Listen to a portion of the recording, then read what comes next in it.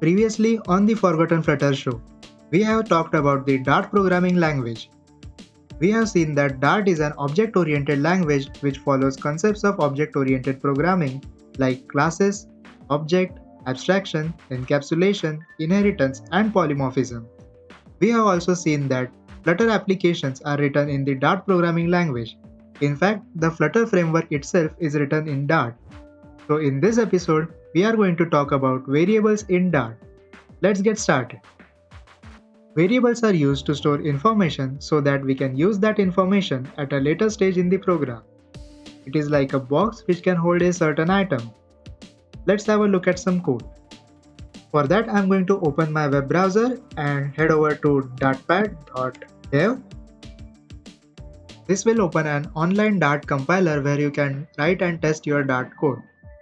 DartPad is not just limited to Dart code, but you can also write small Flutter applications. Just remember that you are not going to code your next $1 million application in DartPad. It's practically not possible to build a complex application with DartPad. So, let me explain the DartPad UI. On the left hand side, you are going to write all your Dart code. On the right hand side, in the top, you can see the console window where you can see your output. Below the console window is the documentation window where we can view quick documentation of the functions that we are going to use in DartPad.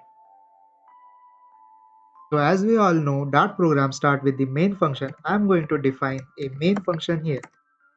That is going to be void main, and inside the main function I am going to declare a variable var a, and that is equal to integer value 10. Okay, and I'm going to print that variable using the print function. So now I should be able to see 10 in our console. Let's run this application and we can see that output is 10, just like what we expected. So let me explain this code to you. To declare a variable, you use the keyword var followed by its name followed by equal to, and then assign a value to it. In the documentation window, you can see that a is an integer. Let's change the value to something like hello in double quotes and run this code again. And now, as we expected, the output is hello. But let's check the data type of variable a, and now it is a string. Let's try something else like 3.14, and now if we see the data type of a is going to be double.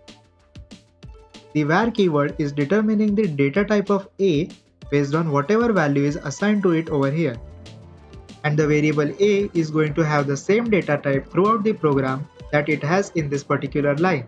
What does that mean? In the next line, I'm going to write a is equal to hello and try to run this program, and instantly I will get a compilation error, and it says a value of type string cannot be assigned to a variable of type double. In line number 3, a is assumed to be carrying the double data type, but in line number 5 I am assigning a string value to a. That's illegal. However, there is a workaround for this. I am not going to assign a value in line number 3, but instead I will assign it in line number 4. So now a is equal to 3.14 in line number 4. And now I am going to run this program. And now it prints hello. So how is this possible? Let's see the data type of variable a. And now you can see that the data type of variable a is dynamic. That's because we have not assigned any value to variable a in line number 3, and the keyword var is unable to determine the data type. And so a is now assumed to have dynamic data type, and thus you can assign any kind of values to it. But this type of programming is bad. It can have unexpected results in your applications. If you really want variable a to have dynamic values, you can explicitly define that as dynamic. You can also define variables for a particular type of data, like let's say integer. So integer a, and that is always going to hold an integer. You cannot assign a double value, you cannot assign a string value. It's only going to have integer values like 3 and 10. and this is perfectly fine. So what kind of data types are supported by the Dart programming language? Dart supports numeric data types like integers and doubles, booleans, string, list, and map. Apart from that, Dart also has the dynamic data type, which allows you to assign a value irrespective of its data type to a variable. You can also create your own data types using classes. We will talk about classes later in this series. Also note that you have to define a variable only once. That is, if I have defined the variable in line number 3, you are not going to define it again in line number 4, in the sense you are not going to write int a equal to 3 again. You just do it once on line number 3, and then you can just use it like a equal to 3, a equal to 10, and so on.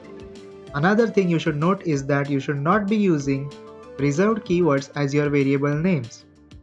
For example, you cannot use names like double, int, equal to 13.6.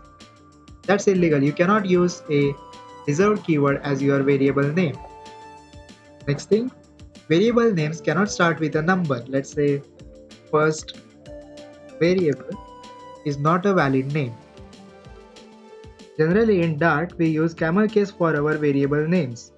That is, the first word of your variable name is going to be in small letters, and the first letter of the second word is going to be capital followed by small letters. So let's say the name of our variable is variable 1. So it is two words, variable and 1. So variable, that is our first word, is going to be all small, followed by 1 with O capital and NE to be small. And this is now a valid variable name. So that's about variables in Dart. In the next part of this episode, we are going to talk about functions in Dart programming language. So if you like this video, hit the thumbs up, subscribe to the Forgotten Programmer, and keep coding.